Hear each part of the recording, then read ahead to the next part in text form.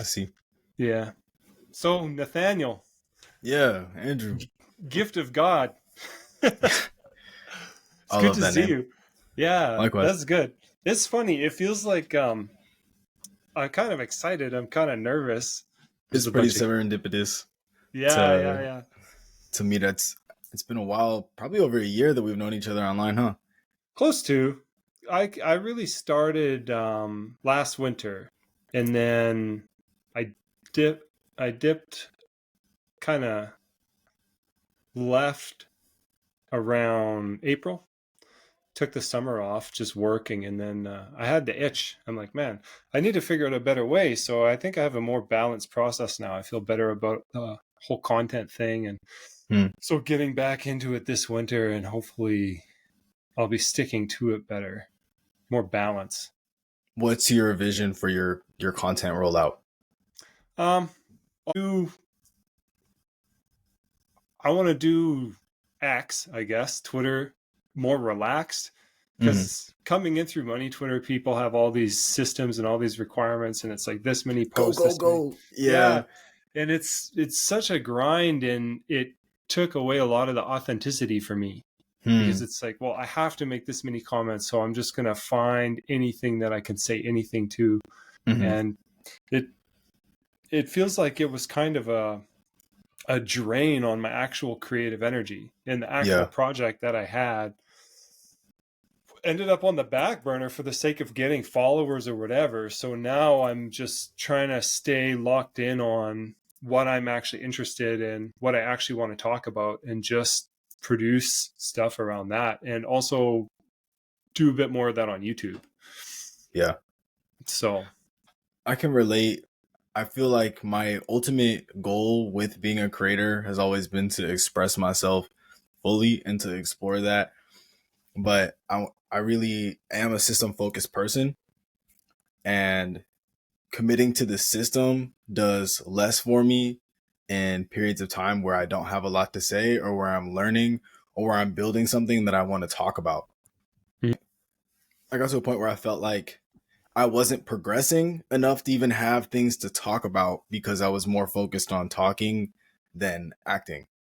right, yeah, it's I feel like I don't know if you feel similar, but I'm a lot better at creating systems than I am at inhabiting them, Mm.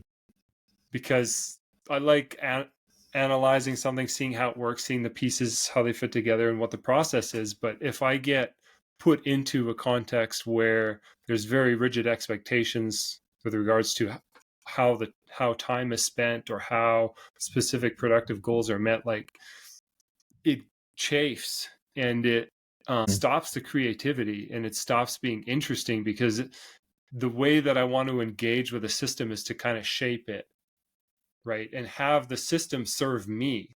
I don't Right. want to be serving a system, right? So getting stuck into that mode where there's this kind of system that you're being conformed to, and then seeing how much of you is being cut off by that system. It's too painful for me. I know for a lot of people, it's helpful to have that regularity and that structure, because it becomes an opportunity for them to express themselves. But I feel like with the way that my mind works and the way that I work, I'm kind of all over the place. Hmm. And rather Me than too. fighting that, I want to ride it, Right. right? Have freedom I to don't, explore. yeah, yeah, It's I like don't want to coasting be, on the wave. exactly. Yeah, that's exactly what I was going to say. Nice. Because it's like when a surfer's like, okay, this is the time that I'm going to swim out, and this is the time I'm going to stand on my board, and this is the time. And it's like the wave isn't there, Mm. right? You're better off seeing that the wave is coming and preparing to ride that wave, because when we have that creative drive, that passion, like you have to spend it when it's available, Totally. because once that passion flickers out, you can't go back to that same activity with the same intensity and create the same product anymore. It's gone. So like you have to be aware and watch your internal process to know what is kind of calling you, and Mm. invest in that while it's available, and then watch when that fades and let it fade. And not a problem that I had, especially in the spring with my content, was that I could start strong, but then the inspiration fades, but I'm still trying to hold on to that creative process, and I'm like Mm. holding it too tight, and then it becomes slavish. It becomes like this kind of manufacturing rather than an inspired process. And what I'm doing now is learning to just let go and be like, okay, like I haven't achieved a productive goal. Maybe I haven't gotten this project done, but it has progressed. And I Right. enjoy the process. And I know that I'm going to come back to it. And I know that when this one's finished, I'm going to start the next one. There's always going to be something for me to work on. So just keep coming back to the work. So, yeah, I've been Have you thinking ever about that read a the lot. book The War of Art? No. I think it's by Stephen Pressfield, if I'm not mistaken. That book really changed my approach because it really reflected to me that showing up for the time matters more than, okay, every day I'm going to do 20 tweets and showing up and writing 20 tweets. But it's like, okay, every day I'm going to write for 2 hours. That might not get posted at all whatsoever. And that's totally fine. Mm-hmm. I'm going to show up to make music for 2 hours. I might not make anything that I think is tasteful or artistic or anyone would want to listen to, but I like discovered what things didn't work that day at least. And so then Yeah. when I show up tomorrow, I might make something incredible. I might make 20 things that are incredible, but it's like you have to keep showing up for the it's like spinning a wheel of creativity. And sometimes it'll be like, dink, you hit the jackpot. And you're like, oh Yeah. man, we cooking. And Yeah. Yeah. sometimes, it's like you won $1. Yeah. And Yeah. Yeah. Yeah. Yeah. That's true. That's true. That really fits well with what I've been thinking, because it's like I'm thinking to myself, why did I start? I hmm, started because there was something inside that I wanted to get out, right? I wanted to let out. mm-hmm, And being so goal oriented, I mean, when it comes to achieving certain milestones or certain like volume of productivity or whatever, it's like what you want to be doing, engage in that process mm-hmm, and accept and thrive in the process, and allow the results to reflect the quality of your process, rather than trying to come up with some result that's somehow different from what your process is and thinking of those things separately. It's like, no, the process is the result. And it's like, as you're in process, you're going to leave little things behind you on your trail, like your mm-hmm. creative work is but that's not the goal that's ahead of you. What's ahead of you is just the process, and then whatever that turns into, it turns into, like I said, regardless of if it's something that's shareable or it's just something you learn from or something that's character building or whatever. Yeah. And sometimes I relate to the hero's journey a lot. So sometimes I feel like there's a lot of lulls in the process that Mm-hmm. hurt a lot that, could, I don't want to be cliche, but like aren't popularly discussed. Like I've made I made music that I wasn't proud of because I was like, well, I'm showing up and I was in a dark place. And then I look back on it like, oh man, like it's not really what me and my current version wants to be expressing. And Yeah. so then sometimes I feel like I'm behind in a way. It's like I have to catch up my work to where I am currently. But I think part of that could also be like a need to prove something in a way that I'm starting to really recognize that a business, a brand is really an expression of ourselves. And then when I Yeah. have less to prove with my work and I just do great work, I feel like it benefits me more than when I'm like, I have to drop this 22 song project because I think that's an impressive number. I might be better off dropping 7 songs that are just incredible Yeah. and Yeah. Yeah. actually Yeah. focusing on them. Yeah. Yeah. So I it's think like so. we we all fall short sometimes, right? There's times where I say I'm dropping a thread tomorrow, and then tomorrow comes, and I'm like, oh, this isn't quite a fully formulated thought. Like I don't know if this is conclusive yet, and Yeah. then I decide to sleep on it again, and then part of me is like, oh man, well. But like I said, I was gonna do it today. Like, are people gonna not respect my word? Like, because I didn't do that? Like, should I just drop it half done? Yeah. But, I think we just have to give ourselves grace and assume that most people probably aren't even thinking about that thread until it pops up on the timeline. Yeah, there's one channel that I was watching for a while, and every time he talked about something that he was planning on doing, he would end his statement with "God willing." Hmm. So it's like he always has this out.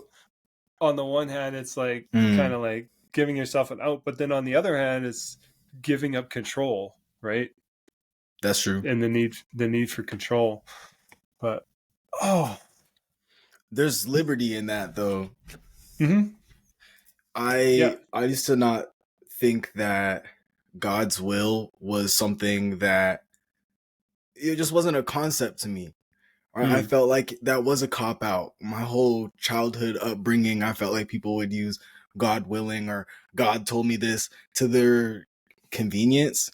And it Mm-hmm. was really irritating. It was like, well, maybe you're just being complacent, is Yeah, how I would feel. And so I really rebelled against that. But then ultimately realized that there's times that no matter how hard I feel like I'm going, I'm really being thwarted and I have something to learn from that. And it's not until I learn the lesson can I pass the test and transcend that situation. mm-hmm. And a lot of like spiritual concepts I used to be into do affirm that, but it's not like the spirituality of feng shui that, revolutionizes the energy in my space when I have a cleaner space. It's me being a dutiful individual, and that in itself, for the glory of God and being an honoring servant, like, you're supposed to wake up early and take care of business. That's what we're instructed to do. Mm-hmm. And it wasn't until I really thought about it like that was more purposeful than just thinking about the concept. Like, oh, well, the Yeah, astrology is this. Well, like, no, it's time to harvest, and I didn't plant the yeah, fruitful crops. yeah, yeah, Yeah, yeah. My process didn't leave enough seeds behind me on the exactly. trail that are going to be able to produce something that's going to come in to inform what I'm doing now. It's like I have to start the work now. That that's totally valid, man. Being critical of people using phrases like that, I think a lot of people do, and that's why the commandment "Don't take the name of the Lord in vain." Mm-hmm.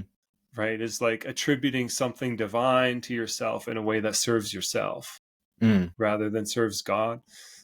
Whereas understanding that when you make a claim regarding the will of God, it's like, well, his will is done through us. Mm. So we need to submit to that will, to humble ourselves and allow the work to be done through us, which to us looks like just doing the work, right? Mm-hmm. So, But and sometimes it's having that hard conversation, failing, and then being like, "Man, I messed up. Like, I can't yeah, believe I was thinking like that." yeah, Yeah. yeah, yeah, it's true. In the spring, like I had this goal to share my content, and it's like, oh, okay, well, I need to learn how to write online, and it's like, well, here's a system for writing online, and then that system connects to like, okay, well, this is how you apply that on Twitter, and then Twitter's like, to get your stuff read, to get the feedback that you need to grow your account, so here's how you grow your account. And then Mm-hmm. I'm like, okay, well, then you have this account size goal, Mm-hmm. right?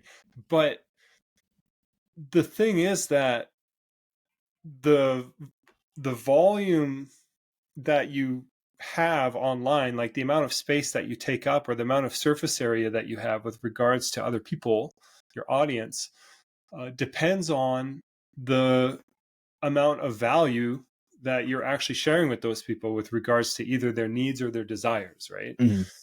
So the thing to do isn't to try to have an account with a certain surface area, because that's not going to be real. That's going to end up being very hollow, right? The thing to do is to just keep focusing on doing the best job that you can Mm-hmm. with moving your life forward and moving your ideas forward and moving your communication forward to be able to contribute something that's valuable enough to where it ends up taking up more space. And the idea of it taking up more space isn't for you to take that space up, but for the value to take that space up, for people to be helped, right? Right. So, have you heard of the terms being mode and having mode? I haven't heard those terms, but that's very pertinent to what I've been writing lately. Yeah. What do you think of that? Like, how does that strike you? So I think that the structure of language is just one of the most profound things ever, right? That's what I was writing about earlier. And every time I explore that, I find greater depth about like why this specific letter is like this, even. Mm, So when you think of the word is God, right? And God is the great I am, yeah. it makes me think a lot about how I am the things. There's this quote by a sociologist in the 20th century where he says, I am not who I think I am, and I am not who you think I am. Yeah. I am what I think you think I am. Right? That's didn't go where I expected. But it's like I am not just the things I do that make me think of what I think of myself. I also think of myself in relationship to others. Mm-hmm. Therefore, I am a human being, but I am according to what I do. Mm-hmm. So it's like being mode is the being, having is having the outcome of the doing, and what the Mm-hmm. having says about what's been done. Mm-hmm. Yeah, yeah, yeah. Yeah, and so the having mode is the idea of having followers, Mm, where the being mode is the idea of like being creative, right. right? So it's not being a popular content creator in the sense that of becoming popular, because that's having attention, right? Right. So that's true what you say too about identity not being self-contained, because there's this quote from C.S. Lewis where he talks about, I think it was C.S. Lewis, where he talks about how he lost this friend. Mm, And the thing, there was something about that was particularly sad, because he didn't just lose that friend and who that friend was to him, but mm, they both had this other friend that was in common. And that guy would only behave in a certain way when that person who passed was there. mm, That person drew something unique out of him that contributed to the community. So they didn't just lose right. the person, they lose everything that they draw out of everyone around them. Wow. And so the reality of who that person is actually not within them, but it's actually what's expressed through all of their relationships. Wow. So we are all our relationships, or the sum of our relationship. So Totally. yeah. And so that informs the content project too, because it's like, it's not about having a number of followers. It's about how many people Hmm. can I connect to in a way that's going to transform, that's going to create a mutual transformation. Right. Right. It's like creating leaders is the mark of good leadership. It's like creating, as a creator, creating other creators is also a mark of good creations. Right? We're Mm-hmm. inspired by creation to create. A lot of people who do create have a primary inspiration. I have people ask me all the time about music. They're like, "Who's your one guy?" But it's really like whoever I'm listening to at that time. You know, it could be two artists, could be 20, could be one. Yeah. Could have Yeah. been that And song at it's, church on Sunday. For real, man. I'm yeah. like, oh, imagine that, but it's EDM. Yeah. I do that with heavy metal. I'm like, Nice. imagine that, but heavy metal. Yeah. Nice. Just screaming. Yeah. Yeah. And it's like, who are your influences? It's your relationships, right? And you conduct relationships with people through communication, and a creative project like songs for you, Mhm. that's a piece of you, and that's a piece of you that allows you to connect with other people, and other people connect with you, and all of those connections that you have are all informing your perspective, right? Your Right. lenses. And so whatever you conduct into the world is coming through those lenses, and then it's, everything is informed by everything in that way. Yeah. Informed impact. And yeah, the informed has to do with the word again, right? Yeah. Starting I words. It's information. Yeah. Yeah. Inspiration. Yeah. It's coming from within you, but it is Mm-hmm. also something that, is external to you. It can be Mm-hmm. external to you. Sometimes you can be inspired by your own thoughts or feelings, but it's like when Mm-hmm. people talk about the vibration of things, you literally raise your vibration according to the people around you, according to whatever you're consuming, right? It's letting that into your soul. Mm-hmm. I've Yeah, lately you not been able to even listen to the same music I used to listen to because of having a better worldview. Really, yeah, like actually, like I had Christian convictions. Like I always would say that I was compelled to Christ, but I just didn't really understand the whole religion thing, and like the Trinity didn't really fully make sense to me at that point in time. And so I called myself a Gnostic Christian because I also like was into astrology and stuff like that. yeah, But now that I've come full circle and now that I'm consuming the Bible, that renewing of my mind makes me want to create different and express different. Because it's like those words are put in such an intentional structure that it's mhm. like, whoa, like when I read this, I could read this 20 times. Like I could read this every day and get something new from it. Like Yeah, I want to create things like that. Right. But it's that is the reference point, right? We create ideals. Ideals sounds a lot like idols, right? Sometimes we can, we can have the wrong ideal sometimes, but I words, yeah, like even Jesus' name in Greek is an I word, Jesus. yeah, yeah. I like the Hebrew Yeshua. Yeah, me too. It's very warming. It feels like a big brother when I refer to him as Yeshua. Okay. Yeah. Yeah, that's good. Yeah. Yeah, it's cool, like inspiration and information. So inspiration is inhaling, literally, right? Yeah, in spirit. Yeah. And then information is a form, is taking form within. And then it Hmm. also means data, Hmm. right? And so information is the words, Hmm. and then inspiration is the breath. And the words are the shapes that breath takes. Wow. That's crazy. Whoa. Yeah. So let's Yeah. take a deep breath on this side. Yeah. Yeah. Wow. Because all words are made of breath, Hmm. right? So in the beginning, it says, and the spirit hovered over the waters. So I see that as God is inhaling and exhaling, Hmm. right? Because the Hmm. ruach, or the wind, right, literally is like wind or breath, Hmm. is moving in and out or up and down, because it's really like hovering. It's like actually kind of like fluttering, Right. like a nesting bird or something, right? Like flapping its wings and settling Yeah, down, kind of and then like and then coasting in. yeah, and then when it settles down, then it says, "Let there be light," right? Hmm. And then that wind takes a shape, and that shape is that instruction. And then as Hmm. he's speaking, the Hmm. light is those words, Hmm. right? So what that shape looks like is light, because he spoke and there is light. And then every day following that, Hmm. there's light when he's creating, and he's creating as he's speaking, right? Right.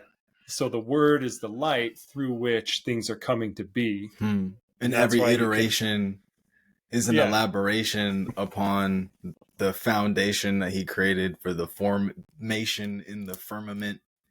yeah. Yeah. He's adding the dimensions, Yeah. and then he's filling all of the dimensions And then he in gives the them in the aspects.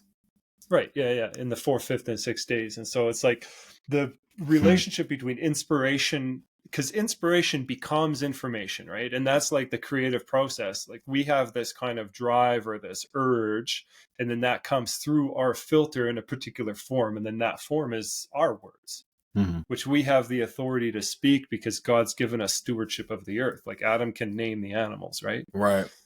And those names have power. And so, like you were saying in your post today, our words have power because they draw the limits of reality.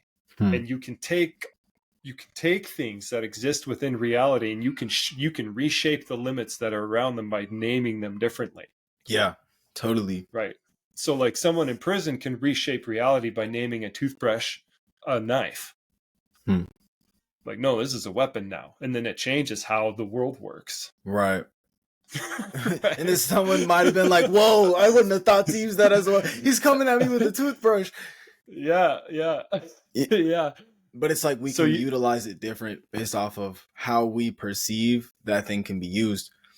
Or we could have mm-hmm. all the tools to make the most masterful business successful, but it's not until we understand how to utilize them properly that we're able to Mm-hmm. get the outcomes we want. Same thing with our Mm-hmm. words.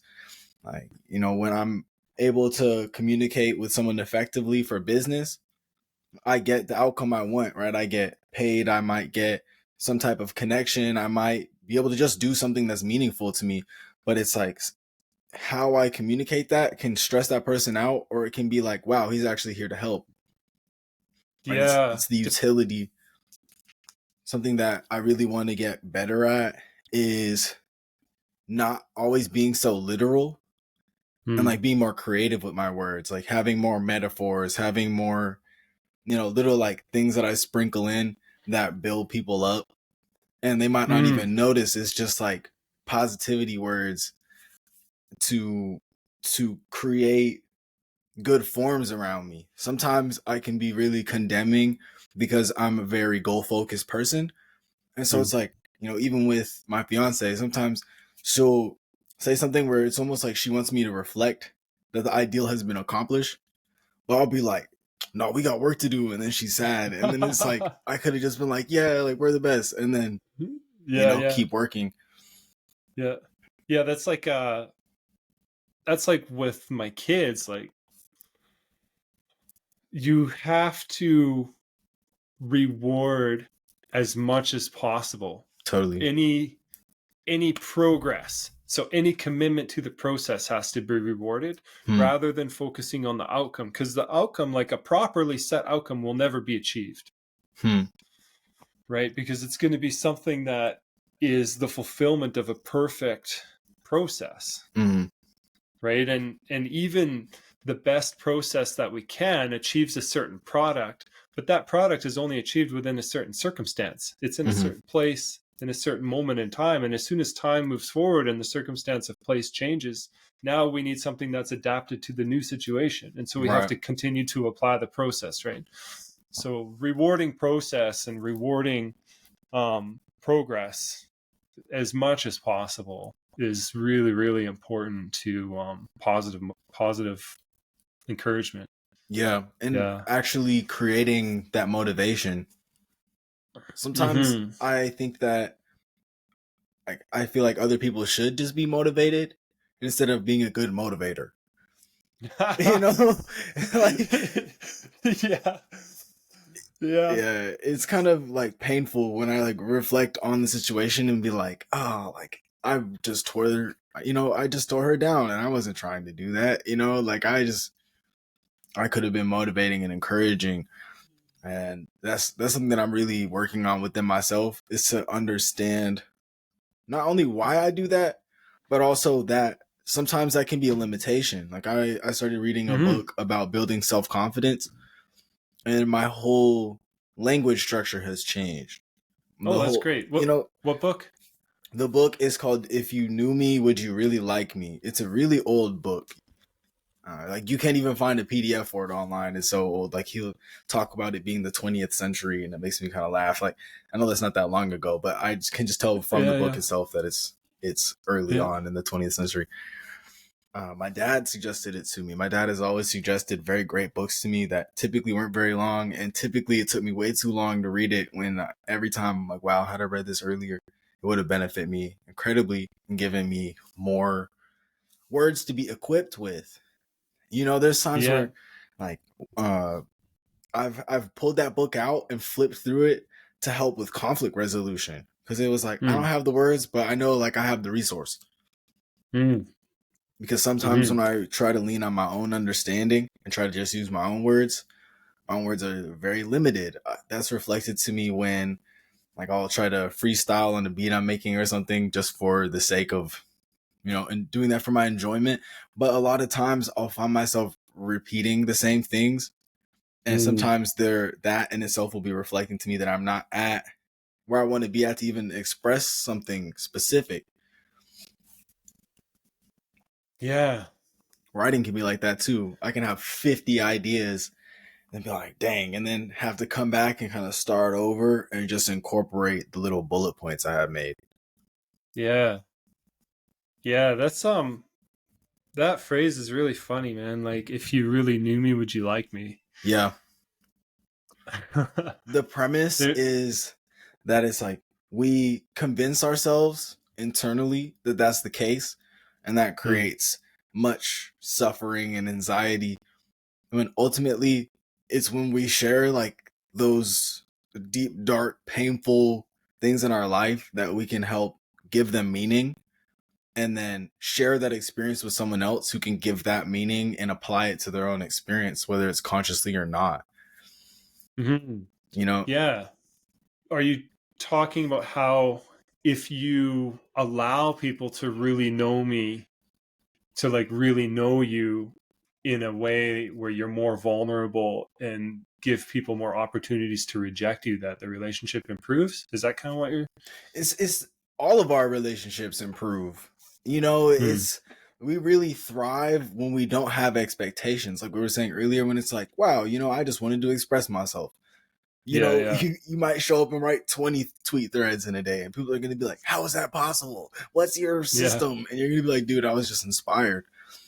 yeah. You know, and so it's ultimately discussing how if without having that self-confidence, it's a conundrum, right? Or there's a dichotomy to it, because it's hard to get the expression out because it's like, oh, I might be judged for this, or this might just not Hmm. be the most banger tweet thread. It might not get a lot of likes. But when you put it out, it's like, wow, like I did a good job, right? That's a pat on the back. Then you are more likely to show up again. And then Yeah, you might get a hate comment, but you're like, I know for a fact within myself that I really did a great job on that. And then that's a lot of progress. Then you don't care when you get, you know, some type of negative feedback, right? Because it's yeah, like, why would you care? Who is this person? Because then you are able to realize, wow, the people who matter to me are the people who are able to relate to these, like the dark things I've been through, or they're able to relate to even the good things I've been through too, and encourage me when I'm achieving as well as when I'm not achieving. yeah, And yeah. Because if you crafted something that would appeal to that person, then they would accept that thing, but they're not accepting you. exactly, because then the moment you fall short, they jump ship and they're like, whoa, I either thought that you were perfect and was projecting an ideal on you, or I just thought Yeah, you were cool and now you're not what's cool. And so I don't yeah, want to be around it. And, you know, I've definitely experienced both sides of that. I've also done both sides of that to people in my own life too, yeah, both intentionally and unintentionally. It's yeah. funny how our values really structure our relationships or orient our relationships. When you change your values, it's funny how quickly your friends change. Yeah, everything changes. Yeah, Like anytime, because it's normal for people to have their perspective adjusted a little bit here and there, right? right. But people kind of stay on the same track. But when your whole paradigm shifts, right? And you're looking at things with an entirely different set of lenses. It's like when you turn that knob on the microscope and you're looking at different levels of the thing. Hmm. And everybody's talking about this one level that you've been looking at the whole time, but you just turn your perception and Hmm. now you see a higher level, and you can't even communicate anymore. Yeah, you're like Like screaming, your like, words don't hey, you're lowering down a rope. yeah, your words don't mean anything, right? Yeah, Because it's you can't conduct the relationship that you conducted before. The relationship has changed because your position and the possibilities that you have are changed, and yeah. so You're spiritually in a different it's space. yeah, and it's disorienting. Yeah. Yeah, it takes time to kind of acclimatize and kind of find a new process. It's But like people get it's like the parable of an uneven yoke, right? For two yeah, oxen, like they're literally at different levels because one is like leaning and not pulling its hmm weight, while the other one is head high.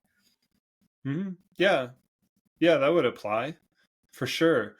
Yeah, and because you have been going in a direction, like when your perspective changes, it's like when you're riding a motorcycle. Like if you look somewhere, that's where you tend to go, Right. right? So when your perspective changes, your direction changes, and then you have the two animals either butting heads or turning away from each other and Mm-hmm. pulling each other over, right? And then at some point those animals have to be separated, because this one, it's plowing to that side of the field and this one's plowing to this side of the field, and it's like they need to sort that out. You can't get dragged along, right? Mm-mm. Or there's going to be frustration and resentment building up and all this kind of stuff. You have to be free to experience the consequences of the choices that you want to make. Mm. Sometimes that's how you find where the road is, or that you were on the wrong, even though the ox was pulling you off course. It can feel like, I recently heard a sermon about how we can misidentify our biggest problem. And so it's like, it can be like, no, this ox, and you're like whipping it, like, go straight, like, go straight. And then you go, okay, what's up? You go to the back of the line, you pull another ox up, and then you can realize that, oh, actually, I wasn't on the course to begin with. He was trying to pull me onto the course. Yeah, because the most important problem to identify, most people think of that as something that exists in the world, right? Mm-hmm. It's like, oh, if we go and change that, because this is a problem that's in the world, and then if we change this thing, then the problem's resolved, then the world will be fixed. Right. But it's actually, you perceive that problem because of the relationship that you have with the world. If you would fix the instance of that problem inside yourself, it would stop being a problem for you. Mm. And then you would contribute to that, because then the people that you have relationships with could potentially be inspired by that shift and also align. And then next thing you know, they're creating ripples in the whole collective. Yeah, because then you are living in a repaired world. And as you live in that world, then your life has fruit that people can then see and eat. And if it's good, right, then they'll come with you. And like, that's like, you're talking about leadership, right? It's like, it's not the ox that drags the other oxes, but it's like it plows. Maybe ox isn't the best metaphor for that, but it's more like a shepherd, right? Who walks in front of the sheep. It's like, this is where we're going. And once the sheep know, oh, that guy, when we follow him, there's always grass. Right? Then that's how they decide. And then it's not like you have one shepherd and all these sheep. It's like you have daddy sheep and you have mama sheep and you have baby sheep, right? And the daddy sheep act like shepherds themselves, right? Right. So yeah. Then they all emulate each other, because then the mother does so as well, and then so do the offspring, and then creates ripples throughout generations. Yeah, for sure. And your shepherd, like, that is who you are being informed by. So everybody is subject to some authority, right? The authority is the author, the one who writes the reality that they inhabit, right? So you say somebody wrote the book on something, it means they're the authority. But that person is informing you. So putting the formation into you, those are the words that outline the boundaries of your internal reality. And you can only produce in agreement with that internal reality. It's like when you have a like a little Play-Doh tube and you can put different shapes on the end and you squish it out, it comes out that shape. Yeah. Right? Because a name is like that. Like, we have a name, and then when you are in an institution, that's like a pasture that has a fence around it, right? And the shape of that fence, that's the shape of the thoughts you can have, the shape of the actions that you can take. You belong in there, and that's how you see the world. That's the shape of your lens, right? Right. That definition, that shape is a definition, which is a word. Right. Because all words are definitions of objects in the world. They determine the graspable, the not graspable, the leverageable, like the manner in which we can interact with the world, again, with like the toothbrush and the shiv. Yeah. Like, how you interact with that object is determined by the shapes that you draw around it conceptually, that we do with words. So it's like, whose words are you subject to? Who is your ruler? Right? The ruler being is what decides what the boundary is. Yeah. Because the ruler is the unit of measurement, right? Right. The ruler is the thing that has all the inch lines on it. It's the standard according to which you're judged. Wow. Yeah. Yeah. Yeah. So Christ comes, he will rule the nations with an iron rod. Like, part of it means he can correct them with the discipline of a rod, but it also means that, like, when you read Revelation, the rod is a unit of measurement. He will measure them. Right. So that makes sense. And it will be according to the standard that he yes. set. Yeah. Standard upon, we're talking about in formations, but a formation needs structure, right? It needs a foundation and to stand on for the principle to even play out. Yeah. Yeah. Yeah, man. And we have all these different institutions and these different identities and these different names that people put on themselves. And all these things, if they are not ultimately submitted to the divine will, the will of God, then they become idols, right? Right. And then they become these little pens that hold people in and prevent them from taking the shape that they're meant to, because all that doesn't conform to that is cut off. They're trying to be their idol instead of trying to be Jesus. Yeah. Yeah, and they're trying to conform the world to the ideal of their idol. Yeah. Yeah. Yeah. Which often is just reflecting the world because that's what's popular. Yeah. Yeah. Yeah, it's crazy. Yeah. So yeah, man. That's cool. So yeah, go ahead. So I was just saying that's just the nutshell too.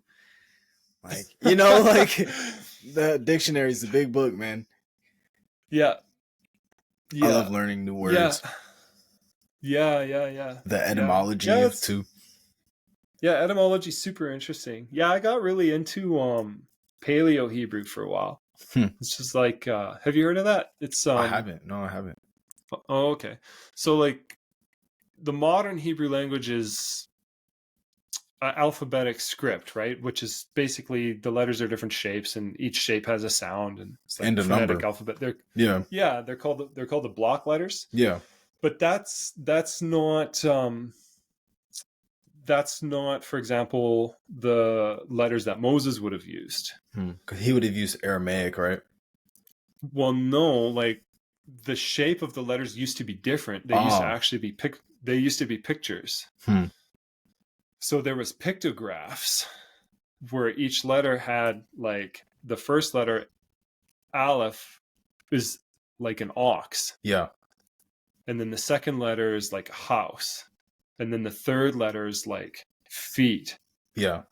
Right. And then the third letter is a doorway, or the fourth letter, I think, rather. And then it's like a person appearing, and then a connecting object like a nail. Yeah. And then an axe or a plow. And it's like there's so much there. Because every word is a picture. Yeah. Yeah. Every word is a series of pictures. Yeah. Right. And then it's like you said, like, what are the standards? What is the foundation? People like to use the word based. Yeah. Because it's like, it's closer to reality. It's closer to the depth of reality of something that, like, can actually hold things together, rather than something that's just like hanging on nothing that's going to fall. Right. It's foundless. And yeah. And then the deeper you get, the more basic something is, but then the more reliable of a base it is for holding things, right? Because it's like profound. It's not foundless, it's profound. Yeah. So, so I was really into that, man. I spent a lot of hours learning about that. I wrote this little thing about it, and I think it's super interesting. But when you look at the Greek alphabet, those come from the Hebrew letters, and people will say it's Phoenician or Proto-Canaanite or whatever, but essentially it's what Moses used to write the Torah, right? Yeah. So the law. Yeah, the instruction, right? Because even the 10 Commandments, the word commandment, there's devarim, And the Hmm. translation of that is word. Mm-hmm. So it's the 10 words, Hmm. right? So like we're talking about words, and it's not like, hey, you better do this. It's like, hey, this is the definition of reality. Hmm. These are the words that I have given you that are the shape that allows your life to be expressed properly. Hmm. Where the things that are being cut off are sinful. The things that are being cut off are destructive, right? And the things that are being cut off from you, if you accept that shape, are the things that are holding you back from fulfilling your potential. Mm-hmm. Whereas if you accept that shape and you accept those boundaries, then what comes out of it is like what God intends for you, right? Right. And that's like the words, the boundaries, are the definitions, and that's what those. It's like 10 concepts, right? To where people will say, "Oh yeah, don't say, oh my God, because that's taking the Lord's name in vain." Depends on how you do it. Yeah, Yeah. and it also, like, you're engaged right now. Yeah. So like if your fiance takes your name Mm-hmm. and then she goes out and acts like she's single, Hmm. that would be taking your name in vain. Right. So when Israel says we are the children of God, and then they go and worship other gods and they go and act like all these nations, it's like It's they're adultery. not. Yeah. Yeah. Right. So it's misrepresenting God as well, because it's like if you say you, like you said about earlier when you're talking about people say they're inspired or what have you, when people say something was given to them by God, Mm-hmm. but then how that shows up in their life Mm-hmm. is wrong, then they're giving God a bad name. Right. And then people are like, oh, I don't want anything to do with God if that's what he's like. And so That's true. so when Christ says to the Pharisees, he's like, you stand at the gate, but you do not enter in, and you prevent others from entering in also. Mm-hmm. It's because they had this false idea of who God is. So they weren't coming into the kingdom, but they were preaching a false idea of who God was. And so other people were not able to go into the kingdom either. Because either they would accept it and accept something false, or reject something false but still not have the truth. Right. So yeah. I recently learned that it's probably been a while now, but it's something that's really important to my conscious thought process. And it's the fact that the word conversation etymologically means to live life together. Okay. How Yeah. does that work? Can you explain it? Well, the picture I'm seeing right now as I say that is it's like you're sharing breath. Mm-hmm. You know, God shared breath with Adam and that gave him life. He then formed a part of Adam into Eve, and therefore they were sharing life, right? So they were sharing breath, they're sharing space, they're forming a mental, emotional, physical, and spiritual environment together. And that's a conversation on so many different levels. Yeah, that's true. They're sharing breath. There's a lot to say about that, especially with regard to recent political events. Like what in particular? Oh, like certain, like asking people to stay 6 feet apart so they don't share breath. Yeah. Right. But yeah, where two or more are gathered together, there I am, right? It's in the unity of the breath. And when you sit at a table, right, and you rest together, and then you share breath, speaking back and forth, but you also share food. And when that food enters, like you prepare the food together, you have a shared food, and then you both eat it, then your bodies are made of the same thing. Wow. And if your breath is made of the same thing, and your bodies are made of the same thing, and your hearts are pointed in the same direction, then you have unity. Right. So that's why on, our holy days, we eat together. Right. Because that's what creates real unity. It's physical, spiritual, emotional, like oneness. And then if we do that under an authority, right? Whatever our authority is that we're meeting in the name of. We're honoring that Uh, authority. yeah, and then we're becoming one together within that authority, and we're strengthening that authority within ourselves and amongst one another. So yeah, so careful what you like toast to. Yeah, definitely. or whatever, right? Like, because you're participating in everything. Hmm. Yeah, all the time. Yeah, that's good, man. You're sharing breath, conversation, living life together. It's Can wonderful. you say more about the etymology, like how you got to that idea? So I started researching the etymology of words probably about 6 months ago. I have a thread I started where I'll find new words and share the definition that also shows the etymology, because it's like to trying to think of a good example right now. I'll just pull it up so Sure, that I yeah. have a better reference point. I responded to it recently, so it should be at the top of the feed here. So, all right, perfect. So the first one here is the word atavistic, right? So that's relating to or characterized by reversion to something ancient or ancestral. Now let me look up atavistic etymology. And so it's like the etymology kind of gives you the picture. So that means forefather. Something is atavistic. Not only is it relating to the ancient, but it's relating to the father, right? It's relating to the starting point.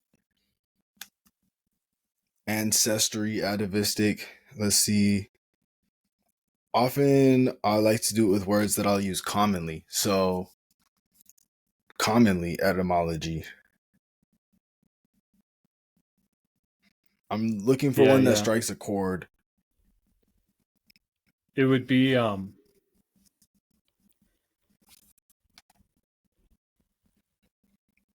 it would be related to, sorry, go ahead. Yeah. So the word commonly, the etymology of it means belonging to all. Yeah. Because it's like common, so it would be related to community, Right. and also like to come one, Yeah. I would think. Like, right? So Jesus comes into your heart. Right, like letting him in. Like there's lots of stems for that line up when you look at the etymology. It's like when you put the stems together and you're grafting the tree of language. following the leaves back to the branches, back to the trunk, trying to get to the roots, right? Yeah, like the word The crazy root. means to have cracks in it. Really? Right, and so it's like if someone's crazy, that person's probably wounded, they're hurting, they are cracked, they need to be mended, right? And like when a branch breaks or cracks, it heals stronger. I sprained both of my ankles within the last year, and one of my friends who's a really strong, healthy dude. He's like, dude, it looks like you got some strong ankles. And I'm like, whew, I'm glad you think so. But That's funny. they formed like that through the trial. Yeah. That's interesting. It's also like what you just said reminds me of what we said earlier about discovering new paradigm. Yeah. Because when you think the same, because part of being crazy is just being different, right? But that's maybe not crazy, it's like insane or something. But to be insane. Yeah. And when you change, you crack, like you grow, it's like hypertrophy or like tearing muscles or whatever. Right? Like, so your muscles are crazy. That's Guy's crazy. crazy muscles. It means he's torn them He's up a lot. going dumb. That's why they say that. He's crazy right now. Okay, he's going dumb. That's funny. I haven't heard that. Yeah. But yeah, words, it's so funny too, because there's a lot of inherent meaning to words, because we have this idea that we could just decide what a word means. Yeah. But if you try to decide that a word means something, it's hard to persuade people to just accept that, to go along with it, and to use a word that way. Yeah. But see, Right? even when Like if what? that's done, it changes how that person relates to that word. Yeah, it changes that person's relationship to that word, but they're probably just crazy. Yeah. Exactly. But like, so if we said, oh, down, like feeling down, that's going to be a good thing. And I guess with slang, there's a way that it is. Mm-hmm. But when you think of all the downward meanings of words, like depressed or falling apart, Mm-hmm. or all these kinds of things have to do with losing a coherence, like losing an emotional coherence or a personal coherence. Like the person isn't keeping themselves together. Yeah, their volume and size is diminishing. Yeah. And so those words are all kind of metaphors. Yeah. And the metaphor, it's like if someone's feeling down, it doesn't mean that they've driven down a hill. If you look at their body posture, it's like they might be like not standing up straight or what have you. Yeah, But sulking. if somebody's really, getting up, or like things are looking up, like that has a positive association, right? So number go up, right? Bitcoiners love it when the number go up, right? But like when it goes down, that's bad. When it goes up, that's good. And so and that association is so deep. And that meaning is so deep that you can't just decide that you're going to use a directional meaning in a word and have it mean something different than it has for all of time across all cultures. Right. Whatever, right? Because that's built into creation. There's a reality there that we're reflecting with our language. And when we try to use language that doesn't reflect reality, it's an illusion. Like you said, yeah, and it warps the person's relationship to reality such that they will crack. Right? Because if you try to use a wooden wrench to loosen, like the lug nut on a tractor, the wooden wrench is going to break. If the wooden wrench is the tool you're using to engage with reality, that's your perspective. Like your perspective is going to break before reality does. And that's going to be massive trauma. And then it will need whole culture setting. Yeah, it'll need to be reinforced. Reinforced. It will, like the tool would need to be reinforced, or it will pass through the fire. Right? It'll just be thrown and allowed to disintegrate until it has been reduced to the valuable elements that can be reintegrated into a new tool. And sometimes when you do that, there's nothing left. Yeah. It might just, that wooden wrench might just end up on the fire log next week, but it still served a purpose. Yeah. It did, but if we want our actions to be remembered, we need to make sure that our actions are in alignment with the will of God, because that's when the tool properly meets the object, right? That's when our perspective properly engages with reality, and when things move together, and when things are effective. And it doesn't matter how many opponents reality has, reality will win. Totally. It can't not. It's always going to be here, even when no one's debating it. Yeah. It was, even when it's gone. We're in a weird time right now where there's people who have different ideas of what reality is, and they feel so strongly about that, and their visions are so different from each other that something has to crack. It's like, it's not sustainable. Definitely not sustainable, because then people are trying to operate in different realities, and that's contrary to creation. Yeah, and there can't be a relationship there. Yeah. And that's the problem. Like, it's relationships that heal the world, right? So if we're all in relationship with each other, regardless of if we're in conflict, as long as we're you can have conflict. That's a symptom of a relationship getting closer, right? Because every time you deal with a conflict, you remove something that was keeping you apart, and you get more in contact with each other. Marriage is like that, right? But we're in a situation where there's so many people that have so many conflicts that they refuse to allow to be resolved, and rather than come into contact with the other, they want to destroy it. Mm-hmm. That's Right? even a Which physical is proximity. Sometimes the solution is just giving the other person a hug. You're like, it's a yeah, misunderstanding. Instead of being like, no, this is why I'm right, and this is where you went wrong, and this is where the illusion came to be. Instead, it's just like, all right, give me a hug. And then she might tell you that. You didn't have, yeah, like, we're all conscious beings here. yeah, Yeah. yeah. And then finding words that you can agree on. Finding like, okay, this is how you're feeling. Is if I put it this way, does that make sense? Or if I put it that way, and they're like, no, it's more like that. And then coming to where you both have a word that you both understand and you both agree that the other person understands.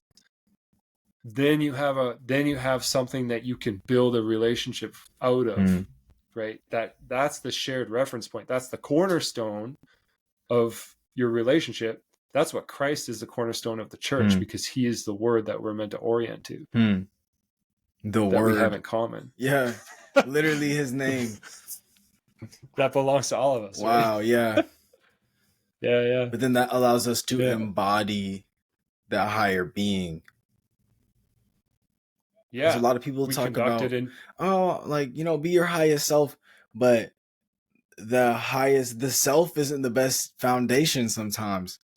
It's like what the foundation of Christ is going to build a way bigger structure than the foundation of, Jim Bob Joe down the street. The cat down the road is just the cat down the road, but everyone knows who Jesus is and what he stands for, even if they, don't really associate or affiliate or quite grasp the profound size of that word. There's volumes, that 66 volumes to describe it, more than that, depending on your belief system. Either way, it's like there's a collective unity across thousands of denominations and interpretations. We're all trying to interpret the word and apply it. Yeah, and we've all been scattered, right? Out into the world, but we all will be gathered back to that one focus, that one central unifying point. Right. Which is the appearance of the Messiah, when he brings his people out of the nations and he turns them into something for himself. And when he does that, then that refinement process of the wooden wrench getting thrown in the fire, that happens. Because he can only have what is going to align with his purpose for the person. And if the person is carrying in too much other stuff that they won't let go of, that stuff can't come in. So there's a lot of people that, like it says in the Bible and the prophets, it talks about this, like when he gathers people to him, he judges his people first. Yeah, the judgment seat of Christ. And even before that,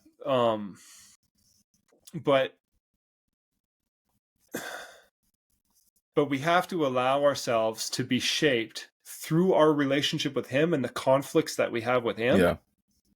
Right? As we wrestle with him and those pieces are removed and we come more into contact with him and we get more refined, then we become better tools, and then we have better command of our words. Better command of our actions. That's making me think a lot about how the word Israel is like a picture of that struggling, like to struggle with God. Yeah. And it's funny because it's like, it's literally called Israel, like God is real. Like, I think that's funny, and it's just subscribing really him being real as being a child of Israel, being grafted into that tree. Because that is how we contact reality. It's through struggling against it with our delusions and our preconceptions. Right. trying to figure out like, who am I, what is this, and working through that process and coming more and more into contact with what is real. Yeah, but it's like, who are God's children? It's like, well, who's struggling with him? Yeah, and choosing that battle instead of choosing to be complacent. Yeah, It's, rather than who figured it out. yeah. Who knows, right? Who has the answer? And it's like, man, it's not about the answer, because having the answer is a having mode relationship with Mm-hmm. God, where the being mode relationship with God is like wrestling with Yeah, and just being there, it's like in him. jujitsu. It makes me think of jujitsu more than just wrestling, because it's like you're in there like kind of like tying knots, right? But Yeah. there's still a rigidity to both parts, and so it's like Mm-hmm. someone has to bend to the will of the other person, and Mm-hmm. it's like sometimes we want to submit reality to our will, but Yeah. definition of God that I had as an understanding before, or an awareness rather, before really being saved, was the words ultimate reality. I'm trying to remember where Mm-hmm. that philosophy came from, but thinking of God as ultimate reality is like, reality is rigid. It is what it is. And I love how you mentioned agreeing on the definition of a word and then having a relationship in accordance with that, right? Like, I'm going to have a different relationship with words than my fiance. And I might try to be like, well, this Mm-hmm. is what the definition of this word means, but that word evokes something different for her, right? It's like, Yeah. even though it means this, we both have our own rigidity. And it's not until we go through that struggling that we're able to understand the other perspective to even Mm-hmm. decide, where we fit in to that mold of what happened and what is and what will be. Mm-hmm. Yeah. And it's not whether you're right or she's right. The reality is in the tension between your perspectives. Yeah. That is the string that is between, um like, it's like a guitar string where Mm. it's anchored on one end and it's anchored on the other end, and each of those anchors is your position and her position, Mm-hmm. but the music comes from the tension between the Mm-hmm. positions. That's where the reality is, and that's where the relationship happens. The relationship doesn't happen in the anchors, it happens between them, right? Yeah. We don't always have to play the same Yeah. note. Sometimes we make No. chords, but if we're Yeah. not in harmony, it doesn't sound good. It doesn't feel good. Yeah. And it And doesn't contribute to the sometimes, flow. and you can't just play the same note. You need to go up and down the Yeah. fretboard. You have to have You need to go resolution. more to the one position and back to the other position, and that's that reality of going up and down the fretboard, of turning towards and away from each point of anchor Mm-hmm. in your relationship with God, Mm-hmm. where you are one point and God is one point. That is the walk of faith. Hmm. The push and pull of the jujitsu wrestle, Yeah. right? Where it's like this side, that side, this side, that side, and you can't walk without tension. Yeah. Your muscles need tension to hold your body, Otherwise, right? you And so, boom. yeah, and so that tension of pushing in and having that active push, whereas if the string only hangs on one anchor point, it has no tension, Mm-hmm. right? And that's attractive, because to people, what that means is no conflict. Mm. Then it's like they can settle into that position and say, this position is true and reliable, and look how good of a reference point it is. Right. And they'll look over the empty space that has no tension to the other end Hmm. of where the string should be, and look at that other anchor and say, that anchor's wrong. Hmm. They're like, that anchor's bad. We need to cut that off and exclude that anchor from reality, because this is the position. Hmm. And it's like, no, you need to create a conversation. Yeah. Otherwise, You you need to have a can't. relationship with that. Exactly. There's Yeah. going to be no vibration. It's going to be stagnant. It's not going to be musical. It's going to be isolated, obsolete. Yep. It's like pinning a butterfly to a board and saying, this is what a butterfly is. And it's like, no, a butterfly is the laugh of my daughter when she sees it land on a flower. Yeah. Because that's the butterfly in relationship with her. Hmm. That's beautiful. Right? It's like, yeah, it has to be alive. Right. So It can't flutter in the wind if it's on a No, bulletin board.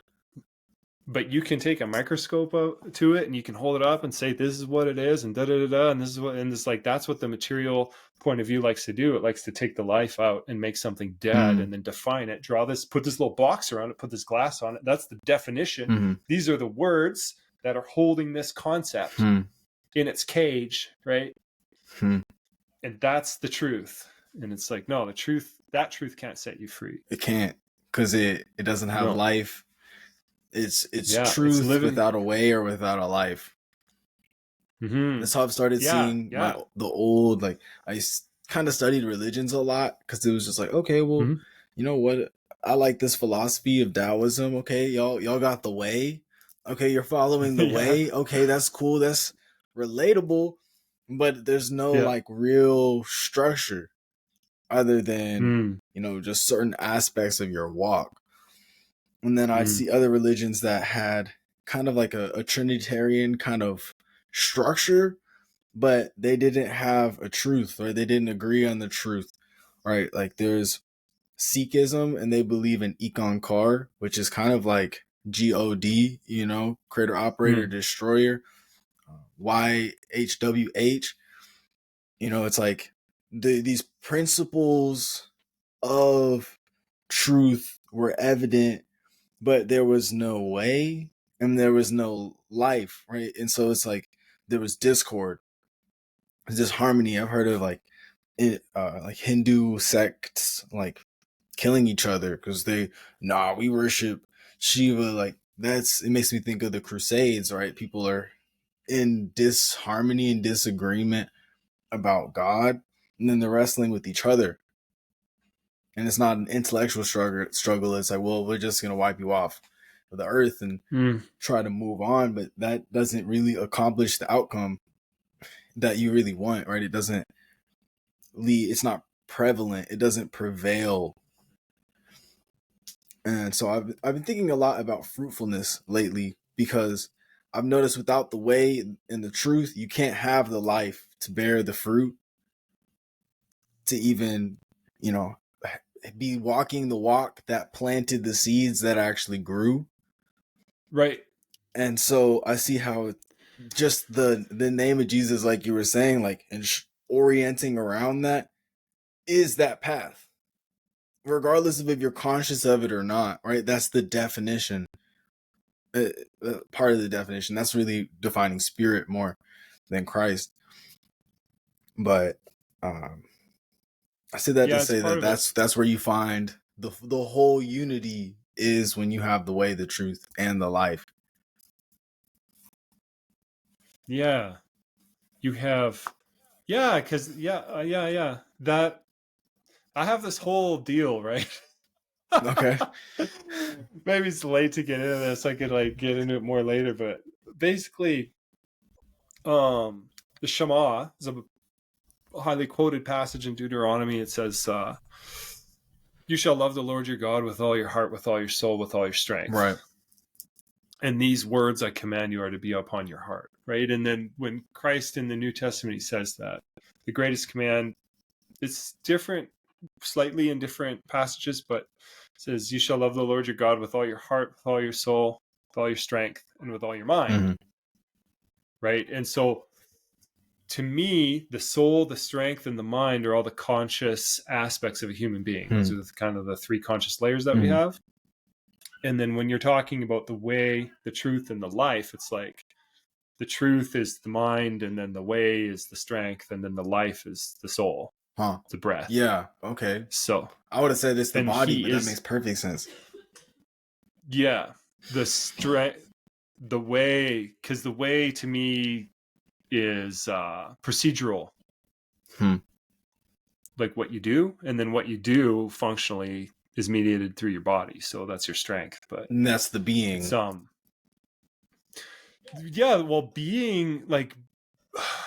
Being can either be your soul, or I think can like relate to all of it together. Okay, that makes sense. Yeah, because like it's where all those pieces line up. Yeah, it's the container for them. Like, because every time you have categories of things, those things need a container to give them unity. Mm-hmm. There has to be something larger that holds them together. Otherwise, they're divided against each other, and then they can't hold together, and then they can't like have a relationship anymore. So there has to be something visionary that is drawing those things to a mutual relationship. Yeah. So Foundational. yeah. So like, yeah, supporting them and drawing them forward at the same time. Yeah. Yeah. It makes me think of how like if you think of a 3-piece puzzle, like 3/3 triangles making a circle. Mm-hmm. Oh, like like a Triforce. Yeah, like Father, Son, Holy Spirit. But then that's a platform for the one unity. It's like layers to it, layers of understanding. Understanding what's beneath. Yeah, exactly. Yeah. Yeah. And then I was gonna say too, like when that unity is what is driving you forward, and also what is drawing you. That unity is Christ, and when Christ says he's the Alpha and the Omega, the first and the last, it's like that has to do with the Aleph and the Tav, Mm-hmm. right? And then that, to me, like this is back again to talking about the Hebrew letters, but the Aleph has to do with drive, has to do with motivation, with will, with intent, right? It's like a motor. It's like you get that you need to have the motor running, and then you can engage the gears, and then you can like do all the things to get the output, right? So it's the necessary prerequisite to output. That's the Aleph, right? There's no output. And then the Tav actually is so when we were talking about plowing and the ox plowing, you would have something at the end of the field to aim at so that you could plow in a straight line. Because if you're again like the motorcycle, like if you're looking around when you're plowing, then you're going to plow in a crooked line. That has to do with being distracted, right? But having a point. Wow. Yeah, exactly. Getting taken out of the track. Yeah. If you have a specific point, right, to aim at that is drawing you forward, right? It's like looking far down the road. It's easy to steer when you look far down the road. Right. Where if you're looking right beside you, then you're gonna have a hard time driving it straight. So that thing at the end of the field would be a cross. Right. And so that's the last letter is Tav. So he is both the driver and the one who provides the capacity to act, and he's also the one who stands as the goal for our action. So he's supporting us from below and he's drawing us from above. And he's containing us. He's like holding us in his two arms like that. Like,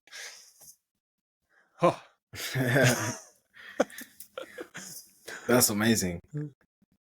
Yeah. Truly. Well, this has been an absolute pleasure, Andrew. Thank you so much for the invite. Yeah, you're super welcome. Yeah. Cool, man. All right. It's been a blessing. I'm gonna go. Yeah, it's been good. It's been nice. It's nice to like actually talk and like see you, because I feel like we have kind of a vibe. And totally. That's cool. I hope we can do some other stuff together maybe or whatever, but we can talk about that totally later. I would love if you're ever reading the word and something stands out to you, like that you feel like has a lot of meaning to be unpacked, definitely like love to explore that with you. I'll share some with you too. Sure, man. Yeah, we can talk again. Totally. Would love that. All right, take care, dude. Peace and prosperity. Peace. Yeah.